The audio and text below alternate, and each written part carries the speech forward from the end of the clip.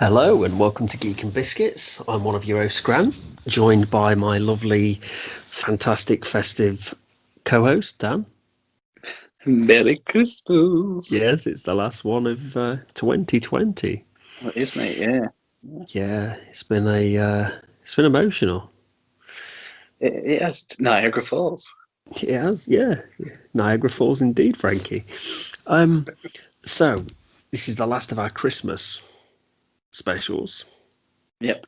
And if anybody's been following our Twitter, it's the greatest Christmas movie of all time, according to yours truly. Scrooged, with Bill Murray, 1988, Richard Donner comedy Yep. film. Mm-hmm. So I think we start where we do all the time. What's your first recollection of Scrooged? I think again, it's one of these things. It was always on at some point, and just watched it from an early age. I think it's probably saw it before any other version of A Christmas Carol. Yeah. So which probably made me want to go and discover all of it, like the book. I mean, so going about family ties, like I always do. It's not my dad this time; it's my uncle. My uncle Chris. I absolutely love him to bits, but he was born on Christmas Day, so Christmas is it's his thing. Uncle Chris? Yeah. On Christmas? Yeah. Brilliant. And he's absolutely obsessed with Christmas. It's just... Hello, Uncle Chris, if you ever see this. Hello. He loves it. He's been going on that for ages, because it's they come to the end of November, Christmas trees up, and it is a month-long thing for him. And he insisted that I read A Christmas Carol as soon as I got a chance to. He reads it every Christmas, and he watches every version of A Christmas Carol. Brilliant. It's one of his all-time favourite stories. When you go to his house at Christmas, and you knock on the door, he opens the door and goes, "Come in and know me better, man." He's really, really into it. And it's like, when you're watching The Grinch and it comes up with a little dedication to, I think it's Ron Howard's mother or something like that, and it says, "Who loved Christmas the most?" And I'm like, I read that and go, "Nah, she didn't." No. It's Uncle Chris. Yeah, fuck Mrs. Howard, no offense. But so I think it was quite lightly. It was watching it with my Uncle Chris. Yeah, because he introduced me to Star Wars and Indiana Jones. So I think it would have been round his house at this time of year when it's probably, he recorded it probably off of ITV or BBC or something like that, BBC One. Yeah. And that was it. Yeah. That's fantastic. Yeah, similar. I think it was like a TV thing. Probably with mum and dad getting into the Christmas spirit. Aha. And and I think I've told you this, but I remember possibly about, I may have been like between 16 and 18. I think me and my sister were still at home, and we'd not seen it for a few years, so I think it had either we'd missed it or it had not been on TV, and it was on Channel 4, and we recorded it in the last last legs of the old VCRs, and I believe it was probably on like 1 in the morning, so we watched it. Me and my sister did, as we'd often do, is we'd both watch it in our separate rooms upstairs, but then come out and talk about it, which is just bizarre when you think about it. Went downstairs, it was really Christmassy. I think it was like starting to snow. Saw one of our old family relatives we'd not seen for years, had a chat to them outside, and then went in, and it was about 7 o'clock. We were like, "Should we watch Scrooged again?" Yeah. It's just, it's fantastic, because it would have been, I think, like, it would have been like early Christmas Eve then. So that always stands out for some reason. For a couple of reasons, it will really festive and nice when you've not seen this person for a while, but also because we just watched the film, not watched it in years, and then we're like, let's watch it again. And it's just, like, there's a lot of films we watch again, and obviously part of this channel is we watch these films again. But I think with Christmas films, it can be a bit different. Just because the amount of sentiment and stuff like that in a film, it can be not difficult to sit through, but there's a list, isn't there? There's a list of, like you said, for sentimental values. Mainly, it's nice discovering new Christmas films. But there's at least 10 that have to be watched over the Christmas period for it to feel Christmassy. Absolutely, yeah, definitely. Oh, definitely. I think that's why it's so difficult to get a classic anymore.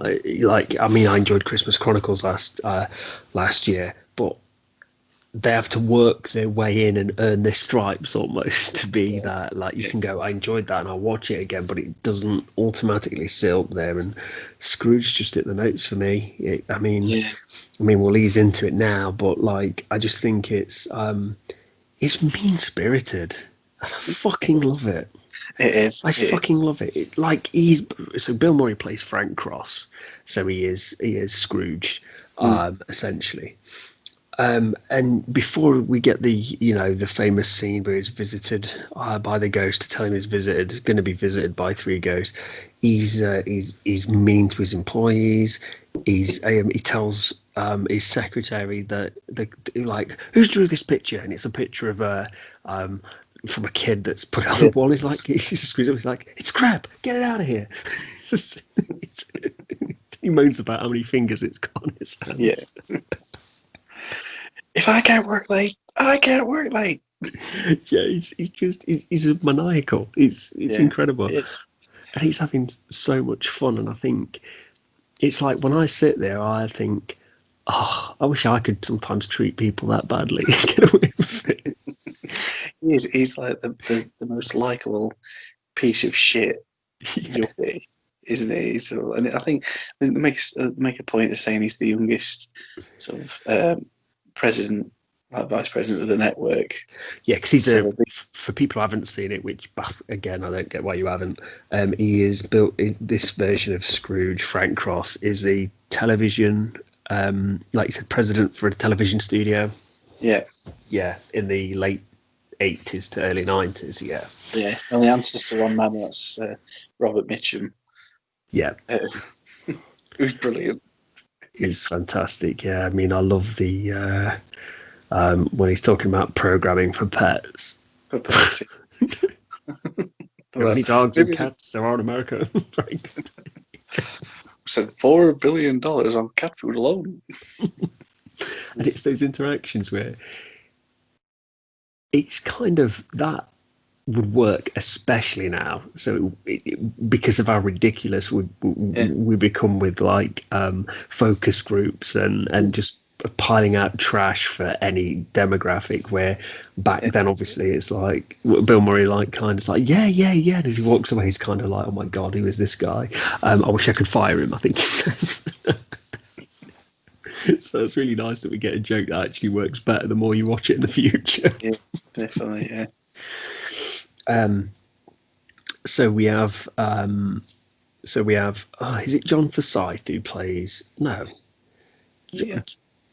John Forsyth. I get confused with the actors. Yeah, because we have his boss and we have it's John Glover. That's what I'm getting confused, because John Glover's the Bryce. He's Bryce. He's the assistant that gets brought on later, who obviously wants to take over Bill Murray's position. But John Forsyth is his old boss, and he's the first ghost who's going to come and tell him that he's going to be visited by three ghosts. Yeah, and we get this really, absolutely, and we get this really fantastic scene where he's working late in his office, and you get the banging at the big, huge black doors, and then the next minute they blow up, and you've got this guy stood there like a rotten zombie. Basically, he's been on the golf course, and he's got a bird nest going out of his head, and it just.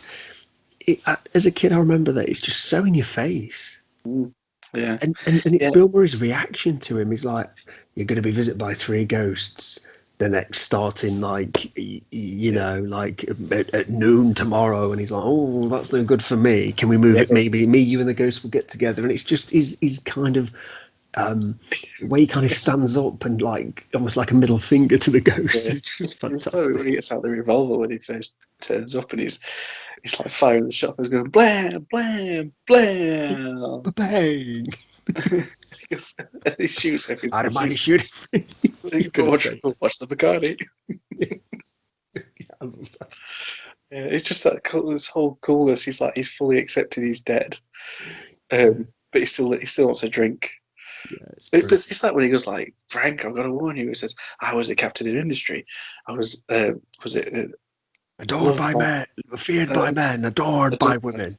Oh, come on, Lou, let's be honest. You paid for the women. And it's the high pitched like scurly like laugh before that's just classic Murray, isn't it? Completely not taking it seriously. It's the whole Yeah. thing about, like, and it's sort of like very current at that time when he says, it could be anything. Could be hallucination brought on by vodka, poisoned by Chernobyl. It's fucking. It is.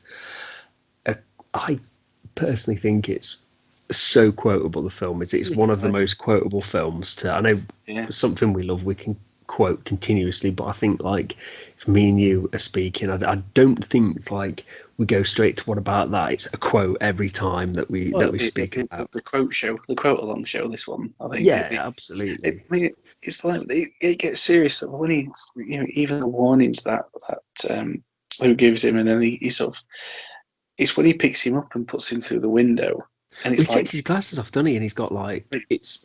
You see, like he's got no. I mean, we know that, but he's just yeah, like eye sockets that are sunken in, and I yeah, think it's like it makes a point of going.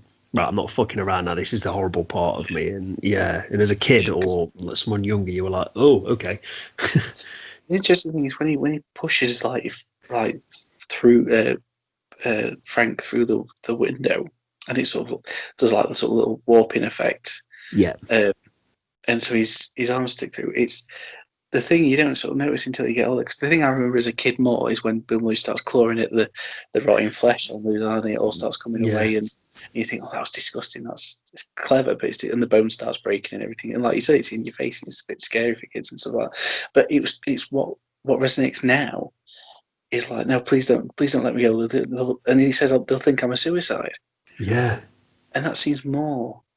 It's yeah, again, it's more about, even though he's he's frightened of dying, it's still more about saving face. yeah, all the time. Yeah, and that's it. It's all ego, isn't it? Because like, why should he really care? Why should he need to point that out? But this is Frank Cross's character. This Well, is yeah, you invented the is what people miniseries. thinking He less says, of it. yeah, You and know? and he's like, when he gets the warning, he's like, mankind should have been my business, and he's like, oh, you were like, you invented the miniseries. Again, it's still about reputation and what your Yeah, legacy is going to be. So, so obviously we, as people, know from the classic Scrooge, we then get the first ghost. But I will just interject and stop myself for a minute. We do, as he kind of falls and he's about to hit the floor in his hallucination or visit, he then is like bolts almost upright into his chair, and we yeah, get the phone. yeah. Kind of like we get some unseen Dials force, like itself and Dars' ex girlfriend, which is yeah. played Or gloriously by Karen Allen, excuse me. Yeah.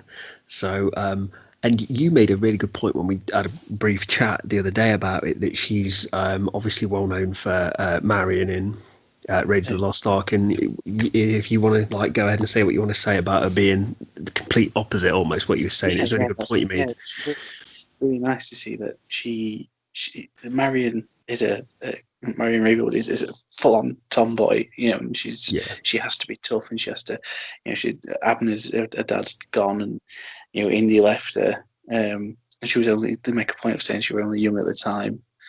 She said, I'm a child, I was in love, and he's like, you knew what you were doing, and that's Indy's excuse, but she's had to grow up hard, Yeah. and there's a reason she's drinking all those other blokes under. Whereas Claire is so soft and sweet, and it's Puppy dog really, eyed. yeah. Oh yeah, Karen Allen. I fell a little bit in love with Karen Allen from Scrooged. She's just, she's so sweet, and it's just, but she sells it, and it is too. It's not like there's a lot of actors who bring on traits from other roles into these things, and you go, oh yeah, that's a very good. I mean, like Connery's Connery and everything. So you Yeah. say, oh, but it's still a good Connery performance. That Yeah. character.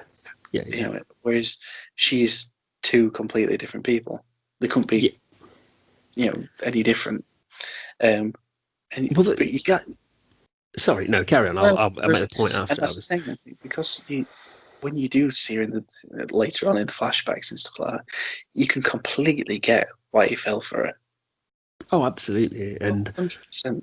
And I was just going to say, you saying there about like she is two completely different people from the kind, because she does kind of have a bit of a raspy voice sometimes, and Mm, yet in a good way, I mean. But yeah. that you barely hear that in this film, and Mm, she's not just putting on a like a whiny little shy person. Is she? She's not playing that because she's playing like a proper humanitarian and yeah. you know and stuff, but she's not playing it like almost like to be one dimensional. She genuinely does feel like if you were in the other room and I was watching Indiana Jones one day and then the next day, you know, you were in the other room again and I was watching Scrooged, I'd be hard pressed to Mm, say I'd be amazed if I said to you that's the same actress and you're like, what? It doesn't even sound yeah. like she's the Yeah. same person. Do you know what I mean? I think, and what I was going to mention is, you know, the when he's visited by Ghost of Christmas Future, we see that almost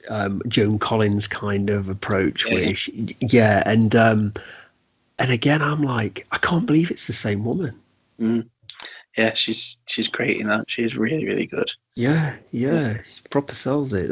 Yeah, she's really undervalued, I'd say, in this film. Yeah. And I think it's because there's so many like outstanding performances. I think you've got she's the grounding force in it because everything's so fantastical Yeah, around and her and Frank's story is it is a at its core just a nice little love story and the sort of the potential reconnection as it goes through, and you need that. I yeah. think that's what I think. Yeah, it was nice to have that because in a Christmas Carol, so the Ebenezer, um, I can't remember the name of the character who he gets engaged to, but she leaves Oh, him because she says you idolize something else other than me, and I'm just a poor girl, so and they sort of separate, but it's not. It touches on that sort of lonely life that he's had, but he doesn't because the impression of Ebenezer Scrooge is a lot more older gentleman, so there's no sort of time for another go at a relationship. It's more yeah, about him in getting his family back together. But even so, for this, adding the love story and the love interest that he can, he can reconnect with, it's all the better for it because he does, even though he's sarky with his brother yeah. James. Frank and James they have a relationship where they can at least talk to each other and be in the same room. And Yes, yeah, he seems happy, and he does say, "I'm happy to see you, James." So, whereas Ebenezer Scrooge was like, talking to his nephew Fred, he was like, "Oh, your notions of Christmas are absolutely ridiculous. I'm not coming to dinner. Battle and bugger off, sort of thing." yeah, Whereas at least Frank is, he knows it's James, and he's like, "James, I love you, but I'm not going to do that. That's not." yeah. I've got a show to put on TV and all that sort of stuff. Well, it's very So, believable. Bill mm, Murray is very, yeah, like you said. I think he is larger than life, and I think his reactions to things like it has been hysterics. I'm sure we'll get back to that very soon, but I think like the nice quieter moments that he gets in the film, and he gets with his brother, and he gets when he gets to speak to his brother directly via the TV at the end. I think yeah, they're the bits that I think it may have fallen flat if we'd not already seen those little bits of humanity still in him. yeah, Whereas, especially in modern life, you can understand Scrooge being told when the actual Ebenezer Scrooge then, because like you said, life expectancy wasn't as high, and maybe it being an older gentleman and how socializing was and classes and stuff like that. It's totally true. And I think if they'd have brought that forward and just made Murray just a carbon copy just in the future, I think yeah. it would have worked at all. It So really does sort of level that. It brings those fantastical. So in the humor as well. It's even though they have humorous scenes between Bill Murray and Karen Allen, they're still grounding. It's humor from their situation. It's natural. So it it, is kind of laughs you would have in a relationship. Um, the you bit know, that always, I don't know about you, but the bit where he's obviously it's the Ghost of Christmas Past comes along, and there's the bit where um, he's taken and to Christmas Eve, and they're opening presents together. She's in the bath at first and stuff, and it's just that entire. Actually, it's before that, it's slightly before that, but when it to me that all culminates to. I don't know. You just feel kind of warm inside watching it because you believe that they're a couple. Yeah, And you believe he's fucked up. Yeah. He's absolutely. The meeting bit where they meet is. Oh, I mean, that's it. They go to Christmas. Past comes along, and it's, I can't remember the actor's name, but he was David Johansen is the cab driver. Yes, yeah. And obviously he does his thing. They go back to the 50s when Frank was little, and you see that his childhood wasn't great. His dad, who's played by Bill Murray's brother, all three brothers are in this, aren't they? Yeah, is it what is it like? I want to, well, get a job and buy a choo-choo train. Yeah, so there is all this sort of, he'd seen his mother again and all this, but it's getting to the meeting with Claire. That's the emotional anchor. Yeah. And it's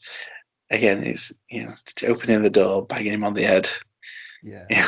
So, oh my God, you're right. So, well, yeah, you get me there, and the pavement hit me there. It's a cute little flirting. It's cute. Yeah. Young lady, do you shop here often? Because I can walk across the other side of the street. And it's when is it when he always laugh? Yeah, the kind of a dirty kind of like just like you old dog kind of. Yeah, it's brilliant. That's when because I love the film. I love how cynical it is. I love at the beginning when he gives the old lady the middle finger from the taxi when he's talking to his brother. When he's up in the elevator and he says, you know what they say about treating people mean or something like that, and he says, on the way up, and then he says it's like a second chance to treat them mean on the way down. You get two chances to be mean to people. So I love the build up. I love his boss coming back. But to me, the film does start to hit it when we see flashbacks, when we see the first ghost and it takes him to the office party and we see his old boss again, and you see the fact that he's working through Christmas and the office kind of bimbo to be nice, is asking him out, and then he's like, "What? Get back there! I must have been out of my mind." That one, Frank. Yeah, but that's it. You invested then, aren't you? You really got invested by them. I think that's it. As soon as him and Claire meet, you're emotionally invested from that point. Yeah. Because up to that point, you're just laughing along with how much of a dick he's being to people. And yeah, but bye, Grandma. Bye. I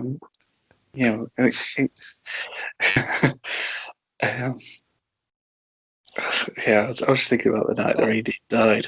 I was in my head. Oh, that's amazing. Been a real good boy this year. You get just that awkward smile from Lee Majors. But that's it. So when the Claire, but like I said, the whole thing with the past section, and it goes to the mum and dad at home, and then it jumps straight into the Claire thing, and that's his entire Ghost of Christmas Past experience is built up around memories of Claire, and it goes from that really nice Christmas to the next one where, and we talked about this the other day, but where he's at the Frisbee show, and it's the look on Bill Murray's face, how surprised and almost happy he is to see the Frisbee show, because he was playing the lucky dog. It's a bone. But then it's also the realization of what that day means in his life. Yeah. And when Claire gets invited to dinner with the boss, Lou, network boss, big career move for him. But as Claire says, they're meeting the friends who they meet with every Christmas Eve, have dinner with them every year, and he's quite like, well, can't we just change phones? Maybe this time we put my needs and the needs of the Frisbee show before everything else, and you see that's the genesis of Frank's ego coming through. And then he turns around and says, like, oh, what time is it? Oh, someone puts a towel on his shoulder. He says, oh, thanks, babe. Which is a very, it's a very 80s. Yeah. remark, isn't it? And Oh then yeah. and then he's like, "Oh, what time's up? Then we're leaving." "Oh, straight over, sure, okay." So he's already made his mind up. Yeah. But witnessing all that, Karen, Claire says, "Oh, maybe we should take a break." And he's like, "Oh, if I try and swing back around, I will." So it sort of goes off, but then it cuts back to Frank, who's completely like he's dropped. His entire visage of this complete stuffy arsehole has just disappeared. It's melted away, and you're left with a very vulnerable, Yeah. sad man. Only for a small amount of time, because when he comes back and when he snaps into the room, and he reappears on the set of Scrooge, what the adaptation they're making at the network, and you get that whole. Well, I hope you're happy with the life you've chosen, Ebenezer. It's Frank's. Well, of course, I am happy with the life I've chosen, you little bitch. That is my favourite line ever from a Christmas movie. Every time I watch it, I have to pause it and just like stop laughing. It's brilliant, and I love about I think the first Christmas I'd away from Nottingham. I watched Scrooged on Christmas Eve in 2016 with Yeah. my wife and her parents, and so hello everyone. And I don't think I can't speak for everybody, but because it's Christmas time and stuff, but we're watching it, and I know this is not particularly Gemma's favourite film at all. I think it's just too mean spirited for her, but I can just remember watching it and thinking to myself, when you do watch something for the first time with somebody and you kind of watching reactions, and I'm there, I can't even watch reactions. I'm just laughing at every comment, like "bye bye grandma," and just like the beginning scene or the Scrooge, the advert when you just get like. Acid rain. Yeah, you just get the guy hanging out of the car with a shotgun to the guy's face. Highway killings. Yeah, exactly. See, I found this. You saying that when a previous partner I was seeing a long time ago, and we went to see Anchorman together, Yeah. and it was only me, her, and two other blokes in the cinema. It's like a showcase, I think, at Nottingham. Oh yeah, yeah. A long time ago, and I was absolutely the entire 90 minutes. I was pissed out, laughing out loud all the way through. It's the first time I'd seen it, and I was uncontrollable laughing. Yeah. Burst out laughing. A couple of chuckles from the blokes behind. And I turned around to my ex-partner, and she was sat there, po-faced, didn't get it at all. No. And that's when I sort of that's when I thought, maybe this isn't going to work out. Yeah. Are you really happy, Daniel? Well, I am happy. You little bitch. But to go back to Scrooged, I think the follow-on from this point is when he walks towards, he starts babbling to himself, Yeah. and he starts randomly walking out into the street, and he's just waffling to himself as he's walking to the shelter that Claire works at. That's it. You left me. You can see my needs. You didn't care. It was like going off on one. And At least I work in a place you can see when you're trying to find it. Okay, yeah, there we are. and it's the three homeless people who mistaken for Richard Burton. Fucking brilliant. That's all. They take me. Oh, here's another wild and woolly one. Put a blanket around it and sit down. Hey, Mr. Burton. Oh, bless him. Rest in peace as well. Oh. Yeah, have a drink. It's when he takes that drink and he won't touch it. just in front of the face though as well, like so rude. Oh, he's He just completely tips it away, doesn't he? It's brilliant. And the second ghost he's visited by is played by Carol Kane. Oh, she's amazing. She is like the fairy godmother that's had too much coffee and got out the wrong side of the bed. She is lethal and It's a nice fantastic. Yeah, sorry to interrupt, but it's a nice contrast between the first ghost, who was a complete sulky, gruff, sort of little shit, and she comes out. It's almost like a bit of a breath of fresh air because she's so hyper, And it's a voice. I mean, everything about Carol Kane, she's brilliant anyway. But she can go, oh, poor Frank. She's so violent as well. She is. Oh, and it's like so slapstick. Bitch, hit me with a toaster. It's like, I mean, I like it when she takes him to his brothers where they're playing games and they start to chat about him and stuff, and she's like, I know something you don't know. I know something. I may be invisible, but I'm not deaf. Oh, poor. It was about the VCR. It's like, I didn't choose the gifts. My ex-secretary chose the gifts. Oh, it's so good. And I think the only thing that emotional beat that hits really with Frank there is when they go to his assistant's house. Yeah. And because he seems really riled up about, I mean, she's just, Carol Kane slapping the shit out of him. He seems quite riled up about the VCR being sent to his brother instead of a towel. So he goes to his assistant's, his PA's house, and they talk about her son who's mute. And he does ask, he's interested. He says, what happened? And he says, he's not spoken a word since he saw his father get shot. Killed, right? Yeah. He goes, don't you remember that entire year where Grace won that? He goes, well, I remember her wearing black, but, I thought it was a fashion thing. People were wearing black then. I still love that low-key brilliant joke. Yeah.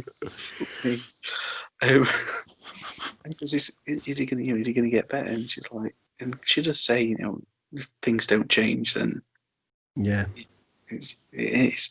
And he does seem concerned. Yeah, definitely. Yeah. I'll check my book. She maybe due for a raise. Possibly. Ow. Probably. She's kicking him in the ear. And it's brilliant. She blows on his belly and you hear him laugh. He sort of reverts to that sort of childlike behaviour. And she really does sort of bring out that inner child in a lot of sense. But it's just so happens that in the process she's physically abusing him. Touch me again, I'll rip your goddamn wings off. Oh dear. I mean, you about ripping the goddamn, and it's calling back to, but it's when Claire turns up at the studio, and I think, is it after the second ghost? Yeah, I think it is. Like, I'm back. And he comes in. It sort of walks in. Claire turns up, I think so, and he's really happy to see her. Oh no, so it's before that. No, because he goes to. That's when she gives him shelter cards. So it is. Yeah. After the third ghost, sorry, and it's just the whole bit where they're talking about the. Will you please hold the goddamn herring? And he gets the phone call because that woman's died from watching that Scrooged promo. It says something like, say we got her to just slap you in the face. Yeah, it's probably something she ate. Something she ate. His assistant's coming. It's probably something she ate because, oh my God. Yeah, because obviously what we have to mention is that Bill Murray's, is it CBS? Not CBS. IBC, I think. IBC, yeah. And they're putting on a live production of Scrooged. Yeah. Of Scrooge, sorry, with the classic Scrooge, and it's obviously massive nowadays. With technology, it wouldn't be that big, but that's just a huge event that's showing worldwide in the late 80s. Baptizing the entire Zulu nation. Something like that. Yes. Live to Helsinki or something. And it's and I think obviously the pressure's starting to tell on Frank. So his boss brings like not another but a suck up kind of executive from somewhere else to come in and help him, and straight away as he's being visited by these ghosts, Frank's like turning back up on set, and I mean, does he turn back up after the second ghost and he's just hiding behind and he looks like he's ready to fight or swashbuckle somebody? Yeah, it is. There's so many.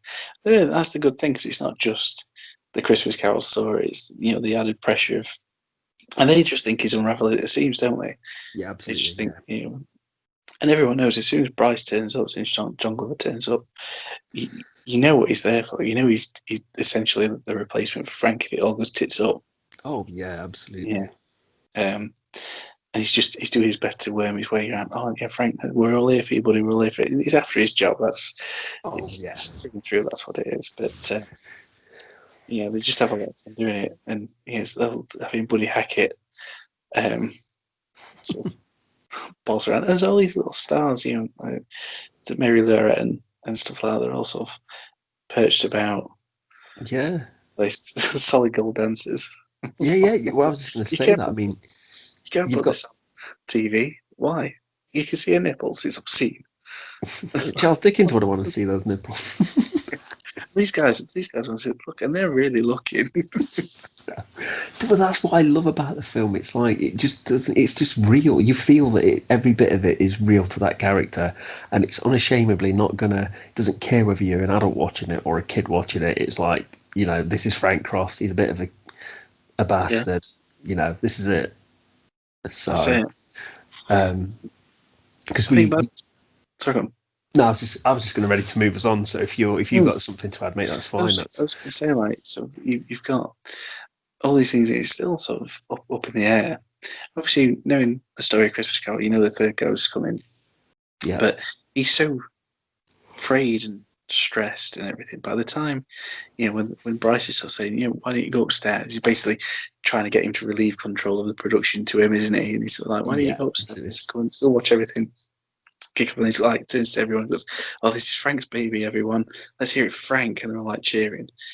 The elevator doors open, and there's that death from the production. And he gets on, he's like screaming. Bill Murray's screaming, isn't he?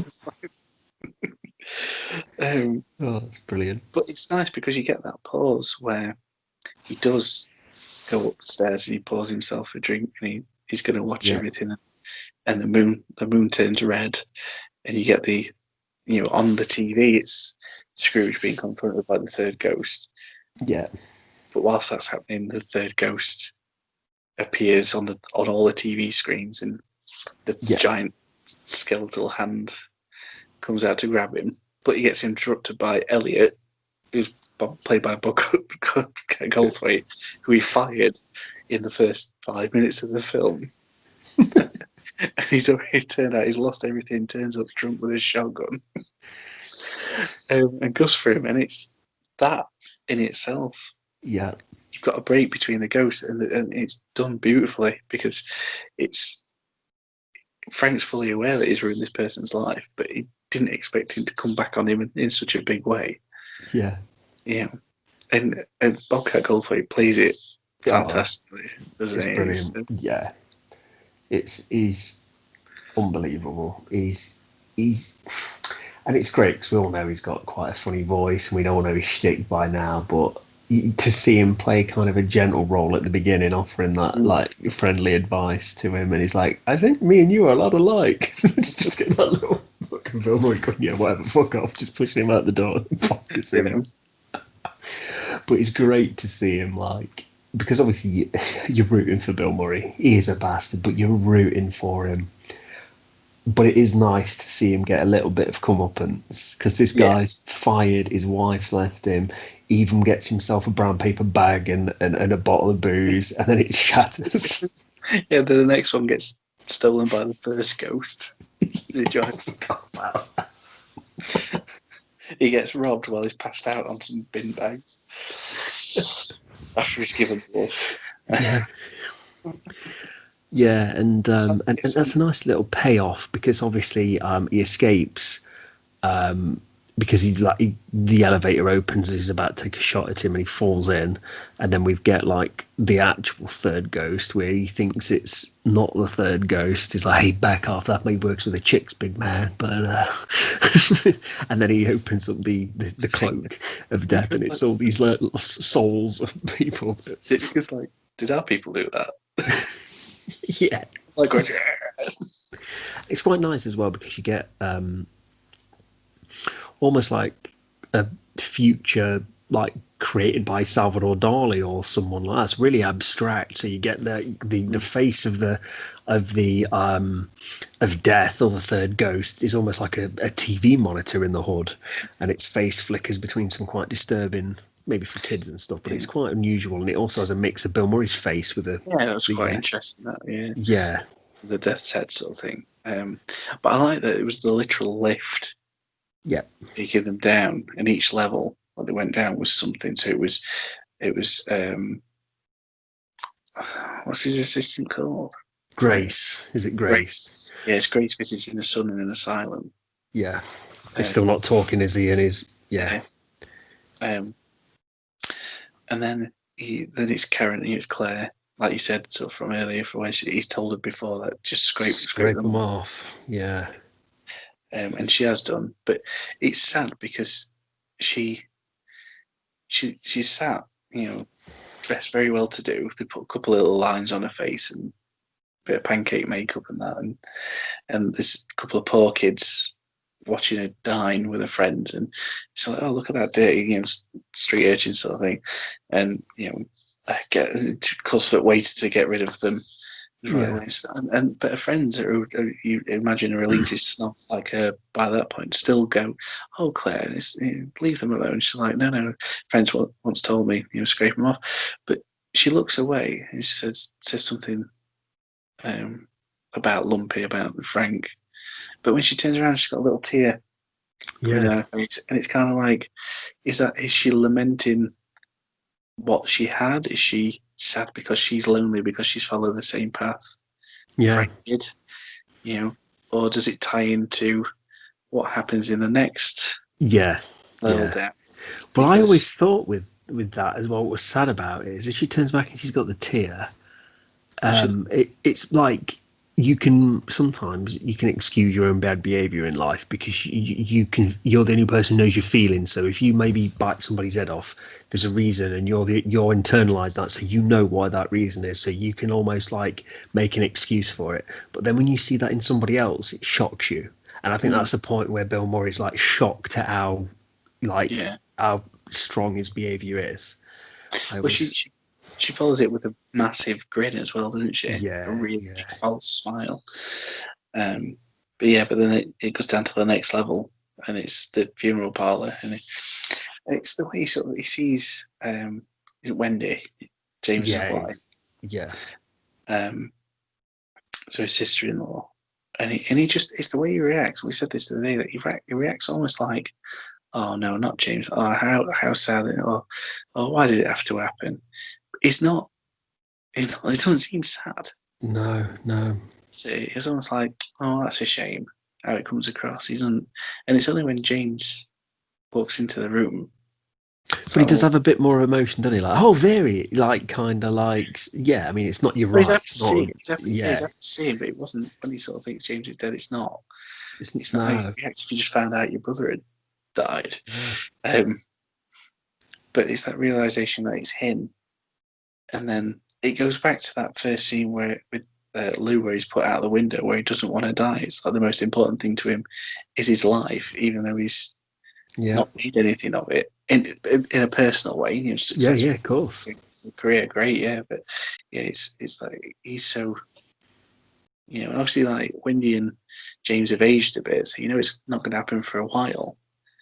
But is it the shock of he's going to obviously die a lonely man? And all this is, then the next thing he's in the coffin, being set on fire.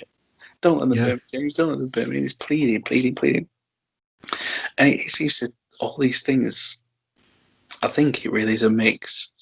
And like you said, I think it's a mix of seeing him in Claire. Yeah. Claire, and who he's pointed out many, many times that to a fault, she's sweet and nice and innocent and kind. Well, she's like incorruptible, isn't she? She loved him and still didn't follow him, did she? And didn't change to suit him. So she was.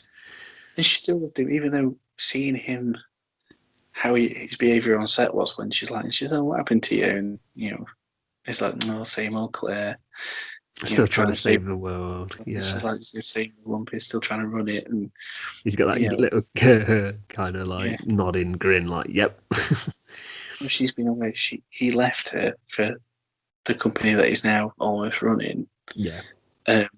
She still goes back to him, and she's hopeful that something. When he goes to the shelter and they hug, and he's like, yeah, let's say maybe we could, sort of like maybe two people can get back together. And she's like, yeah, really. And she's hung on. It's almost like Frank was the love of her life, and she never got over it. She didn't seem to have, obviously there's not, there's obviously a bit of a gap between him leaving, and I don't know if it's like supposed to be 10 years or whatever between them breaking up and the events of Scrooge. I can't remember what it says on the taxi cab. Yeah. Thing, but but if she's if she's poured everything of herself into helping people, it's lovely, but it's quite sad as well. Yeah. So she's possibly as lonely as what Frank, but she's done something with her life that benefits other people, and she is the pure one out of it. She is the one who is. It's the meaning of Christmas, isn't it?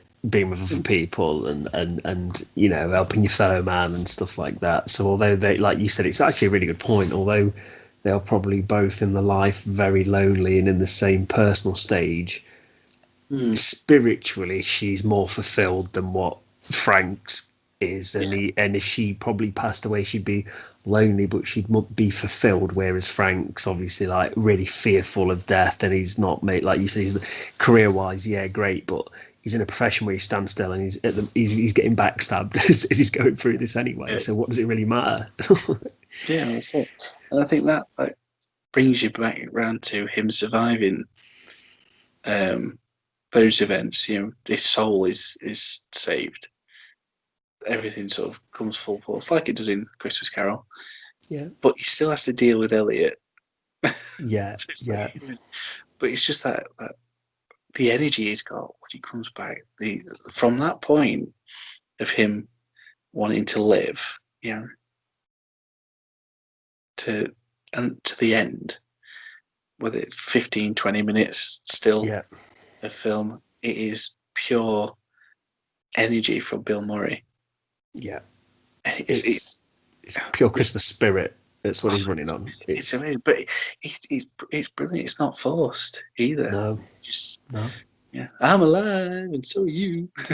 Yeah, well, it's when he's like, "I'm sorry, I was looking for Frank Cross," and he's like, "It's me, or it was me. At least it was. I was a schmuck." Yeah, that's it. Yeah. But he takes Elliot under his wing, doesn't he? He's like, I mean, it's when he grabs him and he like the shotgun flies, he throws it and it kind of goes off quite comically, and then he's spinning him around and he's like, "Oh, are you back? Twice your rate." And then he just slings him across straight into the wall or door, and it's like, you like my office? No. No, I don't really. I just said like, yeah, do you like my office? Do you want it? No, I don't know. That's what I love about you. Yeah. Get in there. Are you alone in there? Yeah. Do you want to have some fun? And it's they're all sort of going and taking over the production that you're beaming out live. And it's just the head of the company thinks he's lost his mind. Look at he's got a gun trained on Bryce.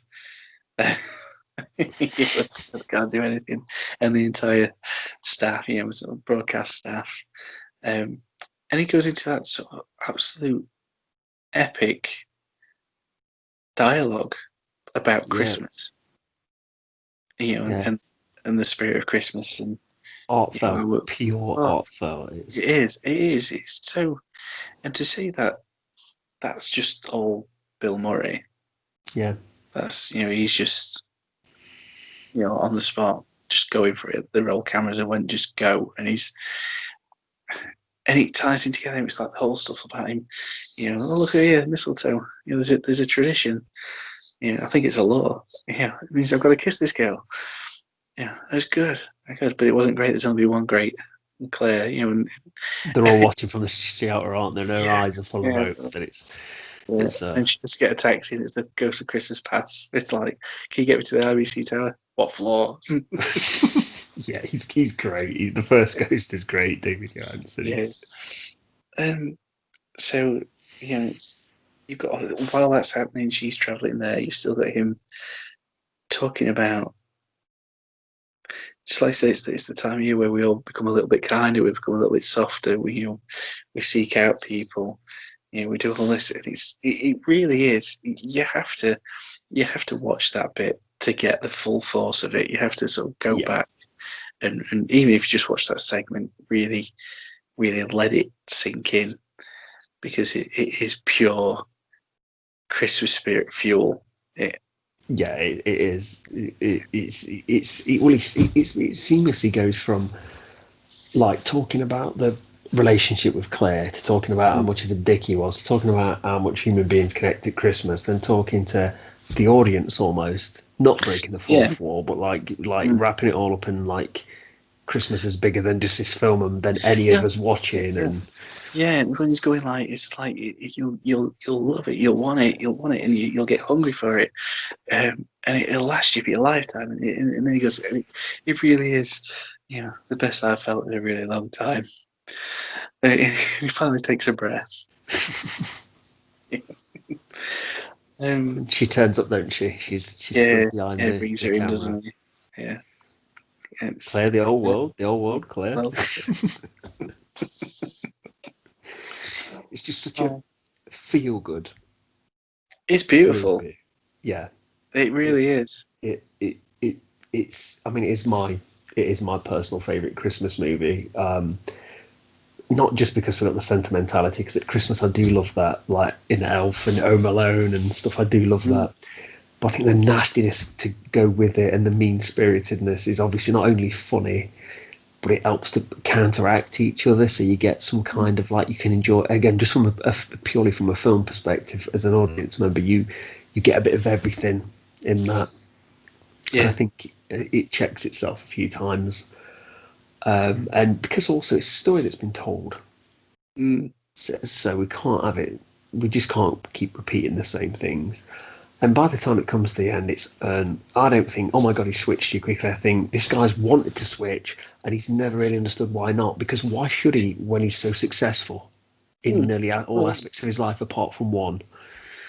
yeah, well, it's like even personal relationships. You don't get a hint of him seeing anyone apart from when he's Right. got the. I can't remember the actress. She's in Lethal Weapon. It's a psychiatrist, um, Yeah, and she's. It's like they're talking about this. The woman dies, and he goes, you can't buy publicity like this." And he grabs, she puts her hand on his shoulder, he grabs it, and he looks at his hand, and he quickly looks at her. And you can imagine that they've boned at some point. yeah, exactly. It's sort of like that's there's something going on there, but Yeah, it's an it's nothing. office Yeah. thing. Yeah. So even that's quite hollow Yeah, in a way, But again, how he wraps up the film, and you get, yes, you do get your little Tiny Tim moment where Grace's son says, "God blesses everyone," but it doesn't come across like it could be so cheesy that moment. It's an iconic part of the story. Tiny yeah. Tim saying that to Scrooge, and then sitting at the dinner table and everything. And you could think, oh, that's twee. I know that's coming, and it's going to be shit, but because of the circumstances behind her son's sort of Yeah, mute, being mute, sorry, and because it's not done like a big brash. You don't put him on his shoulder like you see in all the other things. And God blesses everyone. It's just done because he's not spoken. It's like a harsh little whisper, it's really and it takes him. understated for what the moment But yeah, is. but it's personal to Frank. He pulls Yeah, Frank comes down to him and goes, "What's wrong, buddy?" And he's like, "God blesses everyone." everyone. And it's not a big fanfare moment. It's just No, this nice little, and the fact that he says it to Frank as well, just really, yeah. it's just that extra layer of awesomeness. Well, he doesn't he. Grace brings him into the set one day before he's completely lost his marbles, and like before he grabs him around the collar, doesn't he? And he's like offering to get the police to take him downtown and answer a few questions. So it's brilliant. But the one thing I just Get out wanted of here! to Sorry. beat it before I beat you. um, Michael J. Pollard's character, Mm, the bit where I think his soul is starting to turn and be saved, or he knows he can save himself, is where Michael J. Pollard is one of the homeless people that is provided shelter at Claire's place. Yeah, that's he outside. Yeah, he asks him for money, and he says, "No, I blew it all on Liz." Is it? Yeah. I think it's Richard Burton, and he comes back, doesn't he, after seeing Carol Kane and the second ghost, and he's like in the first part of the sewer, just like down the maintenance door, and he sees him there, and he's sat there, he's looking really blue and stuff, and his audience member, you soon realise that he's actually frozen to death. And Bill Murray makes a bit of a joke of it at first. He's you're looking like a rough, you know, and he's kind of laughing, doesn't he? And he's like, "Come on here, Herm, give me an happy ending." And then he touches him, and he's like, his little pocket watch comes out, and it's stuck to his fingers, and it like makes a tune, and it's quite a sad tune. And Bill Murray kind of almost gets like a frog in his throat, a lump in his throat, and then he goes into a tirade about, "You idiot! You should have stayed with Claire." And it's his bravado that comes out, and that to me is the scene that I always remember and think, you know, this is all bullshit. You know, you do need saving, and it's quite a sweet moment. Really, it's quite sad because he dies with like such a happy, smile on his face. Frank's still alive, and he's a miserable asshole. This guy's dead. You'd be a lot better color, I can tell you. When he's like, "There's the door. That's the door, isn't it? Ha ha!" And then he goes and he's banging into it, and that's when he bangs back on stage and he's threatening Bryce and everything. And we get a nice moment where him and Claire have a kiss, and then he looks above one of the houses that's been built on the set, and we see all the ghosts together, putting the thumbs up to him and stuff, and then we see Michael J. Herman there with wings on as well, bless him, which is. And then we see Bill Murray do the kind of wipe the sweat action from his head to go, phew, it was close, and stuff like that. And then we get the very nice sing along at the end. Think of your fellow man, give it was hand. Yes, it's Annie Lennox and Al Green or someone like that. It is done specifically for Scrooge. It's not a Christmas because you never really air it, do you? Yeah. Sometimes you might see it on the old, like, you know, when MTV used to be a music channel, stuff like that. We used to have VH1 and stuff, and you'd see it sometimes on there, but it's not really about. But we kind of get that again, Christmas Carol kind of, and I imagine if you went to see it in the audience, maybe, especially in somewhere like America, I bet that would have been fantastic for people singing along at the end, because he starts to like go, "No, the men in the audience." No, the real man. Yeah. and he's like, you know, the left, like to the right, you've been making way too much noise throughout the entire movie. That's where obviously he starts to break fourth wall, and it's just, none of it's contrived. It's just, it earns, the ending is, like you said, it might even sound cheesy when we're saying it, but it's completely earned. Definitely. One bit of it. And I would honestly be hard pressed to find anybody that has really anything negative to say about it, that walks away from that and thinks they don't feel in the spirit of Christmas. Like, if not, you're fucking idiot, aren't you? No, not really. Everyone's got but you've got to have a heart of coal for that not to touch you kind of at the end. I mean, it's a film I always watch Christmas Eve. It's the last Christmas film I watched before Christmas Day. And it's always that. I can remember about 7 years ago, I went to see a few friends. I started a new job, went to see a few friends in the city just before. I did 2 drinks with them and said, I've got to get back. I wanted to get back by 11, half 11. Went to see my mum, got sorted. And I can remember that night, I'd only had 2 drinks. I was watching Scrooged, and I had to pause it. I was so tired, but I was watching it, and I threw up everywhere because I had this kebab on the way back. I was literally only out for an hour, and the reason I was only out for an hour is because it was like Scrooged. I had to do it, or it wasn't Christmas. Yeah, had to be back. And I was sick. Still stayed up and watched it, went to sleep and got up at Christmas Day, like feeling like hungover from 2 beers and a kebab. But I had to watch it, Dan. I could not start Christmas without that film. Yeah, I mean, there's probably quite a lot of stuff we've not even mentioned, and little subplots and little funny moments and stuff. To me, the Bill Murray kind of slipping in the restaurant scene, which Yeah, is actual real slip. yeah, So I don't even need to say where I stand on this, do I? yeah. You know, Golden biscuit, mate. yeah, you Straight too, in. yeah, Yeah, yeah. yeah. There's no point in surmising. Well, Yeah. you know, well, it's golden biscuit. It's Christmas. It's It's pure Christmas, like you said, it's pure Christmas Christmas. fuel. It is. It is. It's Christmas condensed, watered, not watered down, put in a blender, um, and it is.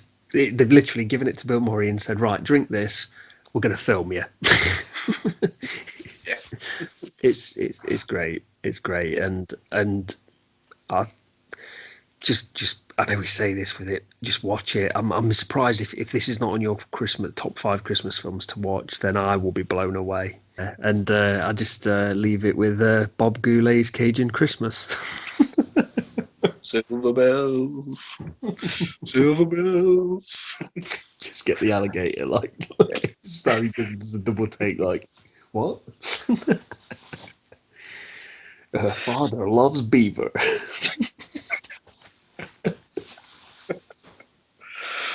Oh, yeah. Sorry, it's probably tickled me. Yeah, no, I think I'd just like to say Merry Christmas to everybody that's watched our stuff. If you haven't, Yeah. I'll say Merry Christmas to you when you do. Um, no, just again, thank you for watching us this year, and please give us a like. It does help us. It is our currency. We do accept likes. It's what feeds us at night. I made your credit cards. Yeah, Casio.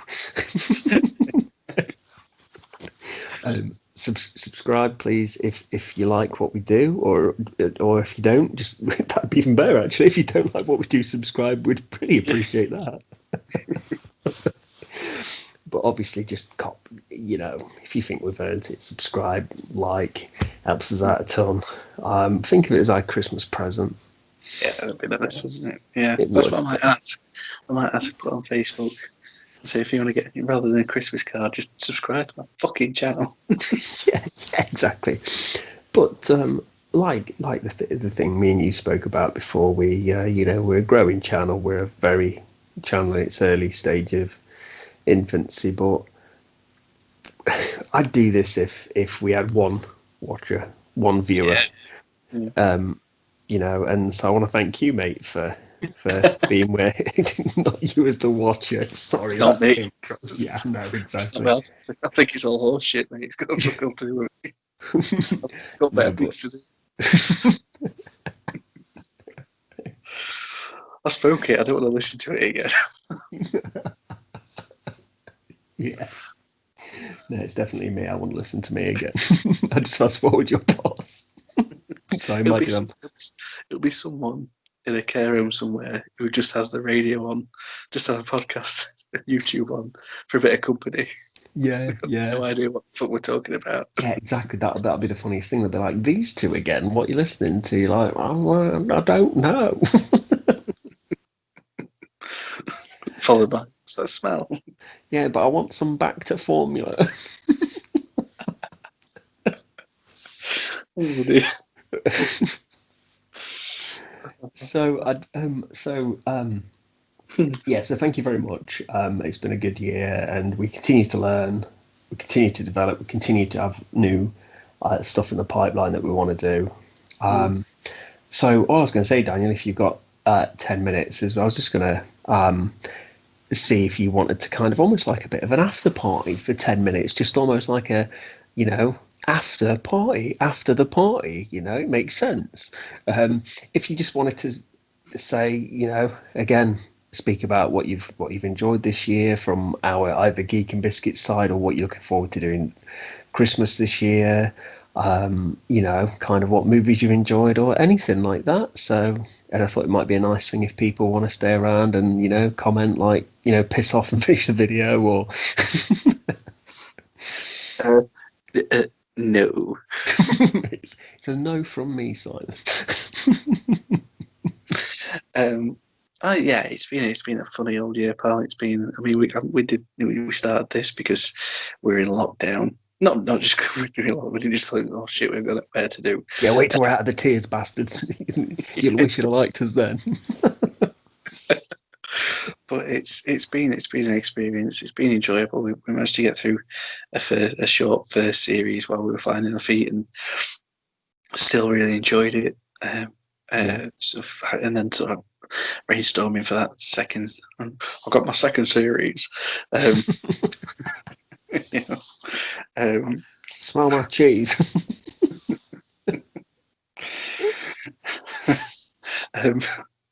So it's been good, mate. It's been. I mean, for me, it's on a personal level. It's good to catch up. It's good to have an excuse to watch films we love and get to waffle on. Once a week, get to waffle on about them. And do it in a not so constructive way. I don't mind. I love that we just talk and we get on with it. It's nice to talk about it as fans to other fans. It's been nice to reach people as well, because we have had a couple of people who've interacted quite well. Absolutely. And people have been putting requests in, which we will be starting in the new year. So yeah, as far as the channel goes, I'm really happy, and long may it continue as long as there's good content. Absolutely. New and old, that's. Yeah, no, absolutely. I mean, we had the interview with Kevin Yeager, which was a really nice interview. Which unfortunately, well, not unfortunately. I mean, unfortunately I couldn't join you guys for the interview, which is. And it was all the better for it. Well, actually, I was there. I had a face made by Kevin secretly on the side. He had a middle finger there for you. so every time actually what happened there, it was me and Kevin interviewing you. But obviously, like we had a bit of a break. We kind of reviewed where we were, what we were doing. We just put it together.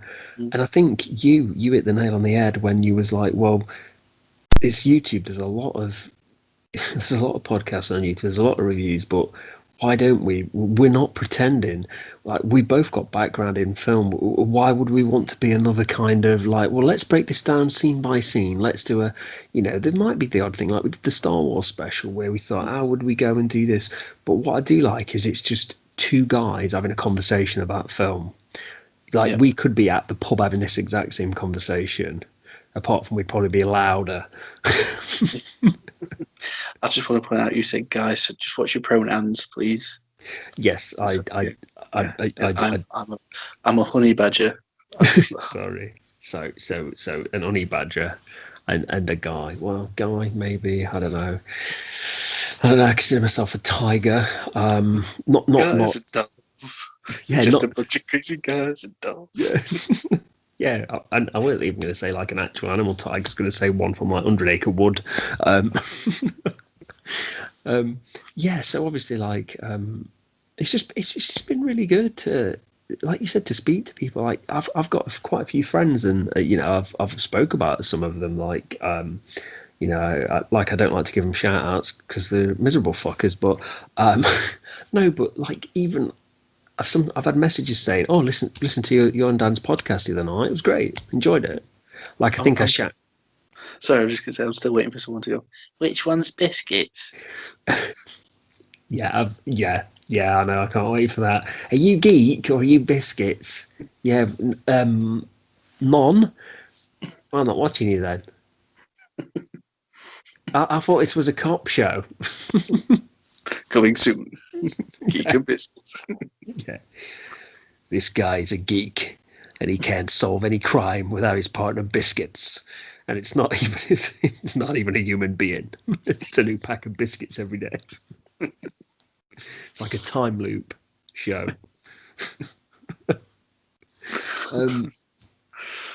So like, even when we started the Christmas special, we had I had a friend who's not too far from me, Jay. I will give you a shout out, but just because I know that's what you live for, and you have nothing else in your life apart from this podcast, listening to it. No, I'm joking. But he was like, I just like it's just you and Dan, and you speaking, and it's just nice that I can sit there and go, I feel part of that conversation. Like, Yeah. do you know what I mean?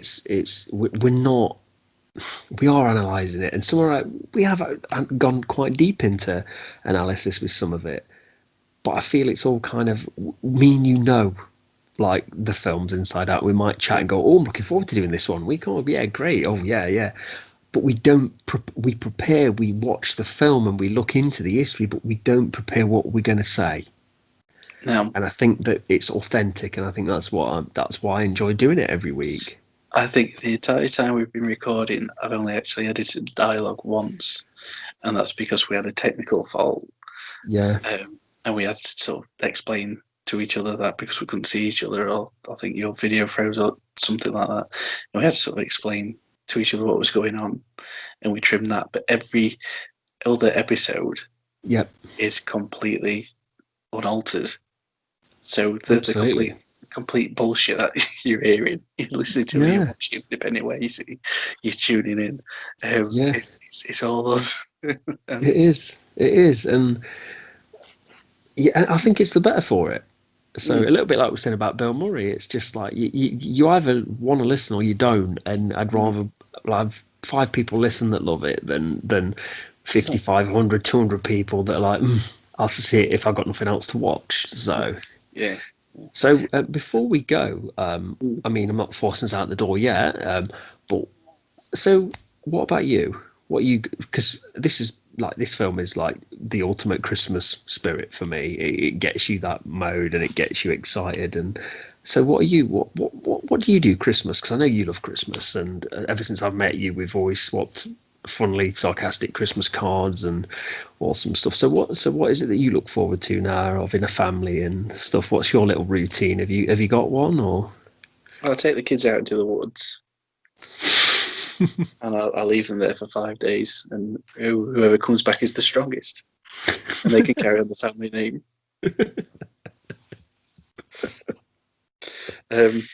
We having as many kids as we've got. It's a Well, wonderful. I heard that you were trying to start your own football team. It's well, I'm surprising because I don't like football. Yeah, no, Um, no, I know. That's what I mean. That's why it was amazing that I heard you were trying to start one. at the minute, I've got enough to do an all-white Jackson 5. Oh, that's incredible. Um, Starring Michael Barrymore. so Or white, yeah, yeah, you racist.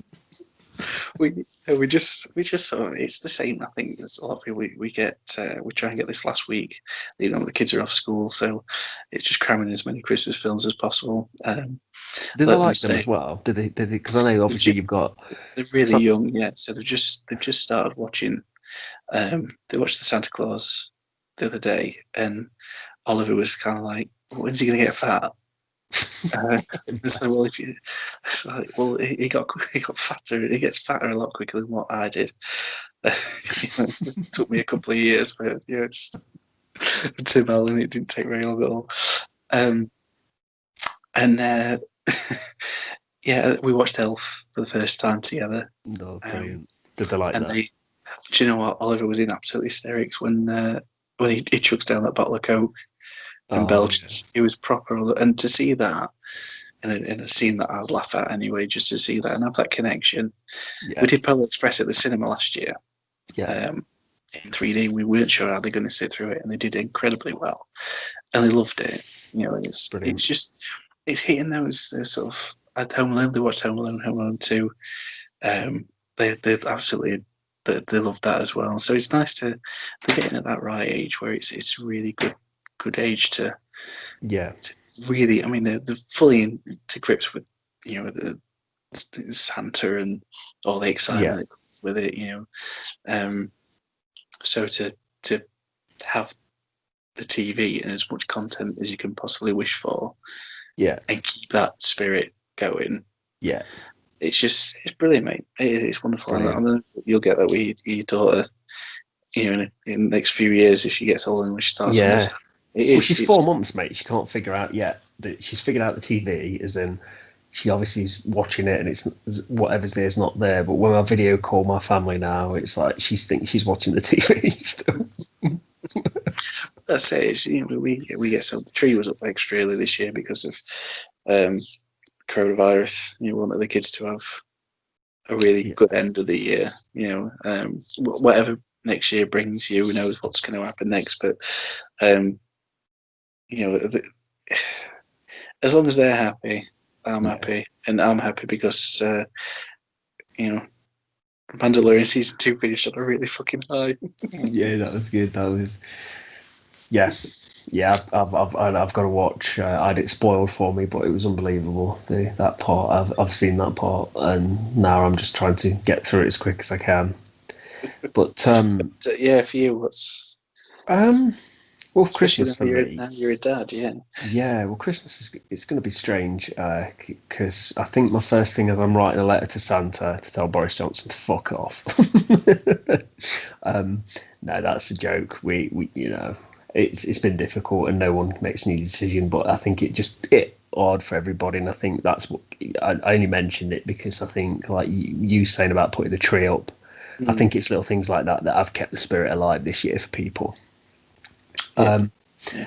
So Christmas, mate, it's my favourite time of year, and it is what Bill Murray says when it's like people are nicer to each other, and you get people singing, the carols break out, people laughing, joking, everywhere looks nice because of the lights and stuff. I just go back to one of my favourite Christmas films. It's the very festive Hunt for Red October. I remember I remember being young, and I think it was the first year I started to suspect that I was always like, why is Mum and Dad always fidgeting around upstairs when we go to bed like Christmas Eve? And I remember I think we had like a really nice chippy kind of chip shop fish sausage supper, and we all snuggled up to watch the Hunt for Red October. And my dad said it was a very good film, and he wants to watch it. But you sat there thinking, why is Santa defecting to the US? Yeah, why Santa sound like he's necked about 12 bottles of Iron Brew? Should have left him those out with some cookies, not milk. And I remember you at that age as well when you it's like subconsciously your brain's going to they're moving presents, but you're like, well, no, it's got to be, there's still something. And I don't know why I remember that Christmas so much. I think it must have been because I had my dad bang his toe and go bastard and then drop a present. So, but it's just one of those strange things that I'll always remember. That I used to, I don't know about you, but I used to. Well, it's two things. I used to visit my grandma, who always used to watch Gremlins as their Christmas film. I used to watch, yeah, and then maybe it's just me, but me and my sister for about 2 or 3 years, which when you're younger seems like forever, don't it? 2 or 3 Christmases.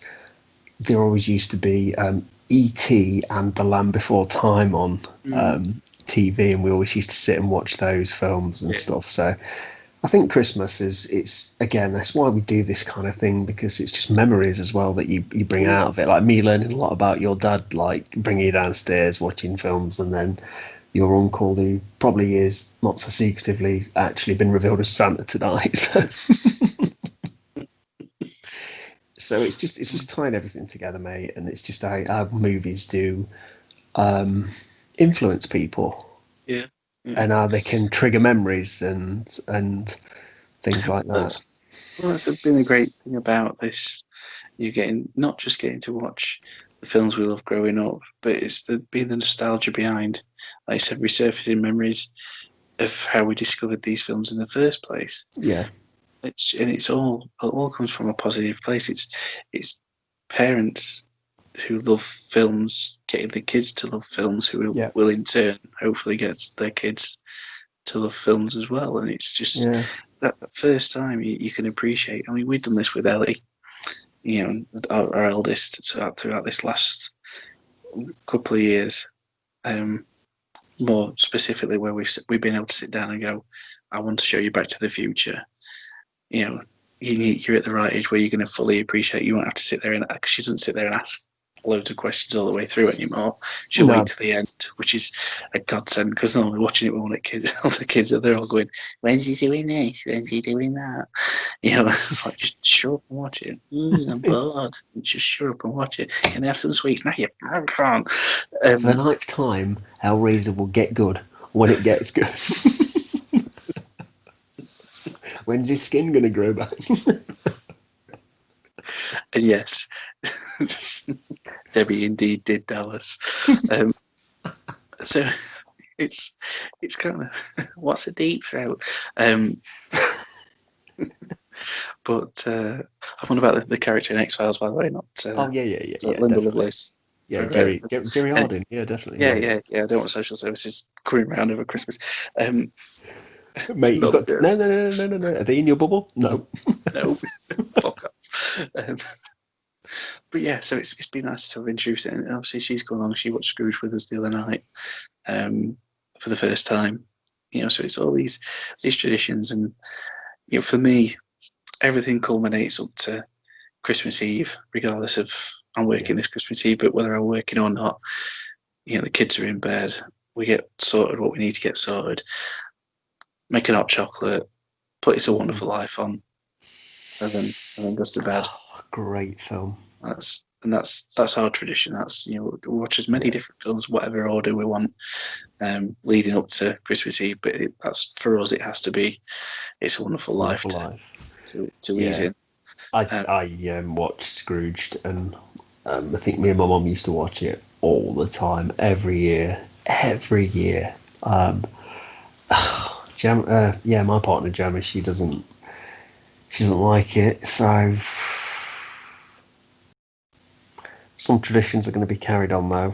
So wait till Gemma finds out that's the only reason why we have Willow.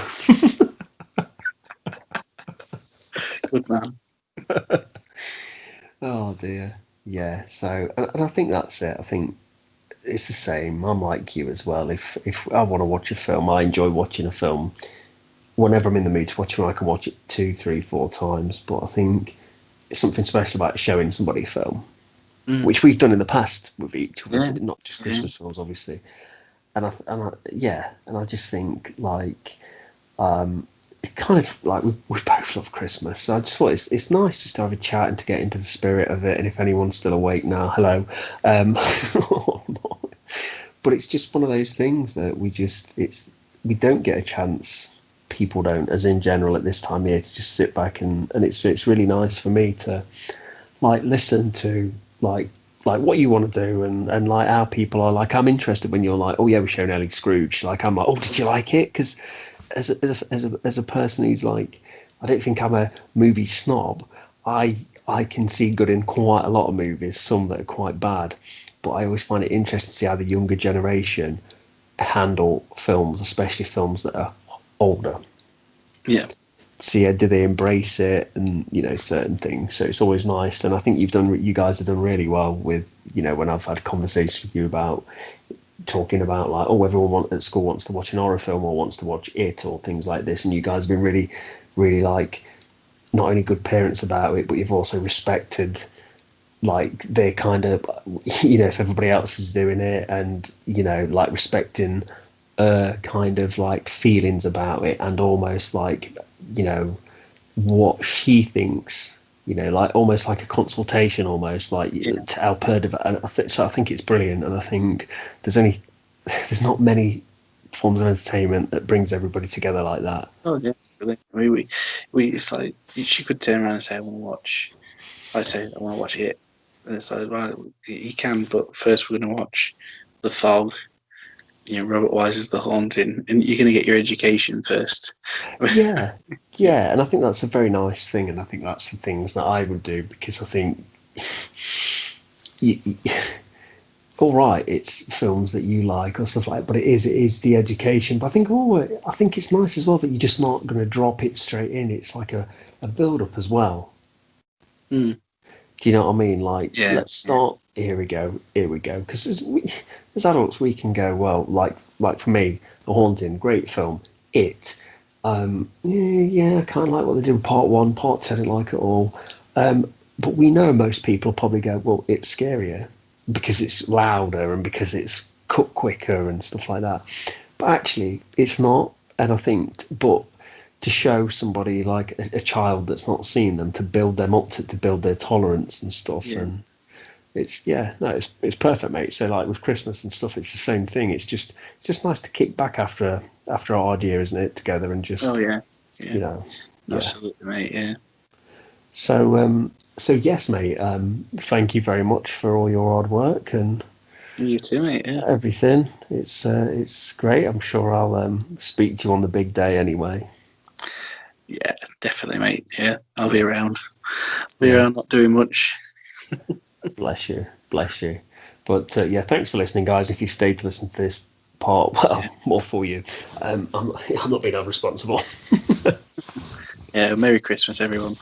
Yeah. We God really do hope bless one. for a better 2021. Yeah, definitely. Have yourself a merry little Christmas. I just like to point out, by the way, that isn't it the second film of the trilogy, the darker one? So 2021 is going to be great if it's The Empire Strikes Back. Oh dear. We'll see. Yeah. We'll see. All right, mate. Well, have a Merry Christmas, Happy New Yeah, you Year, too, and I'll mate. see you very soon. Yeah. All the best, mate. You too. Bye bye. Bye.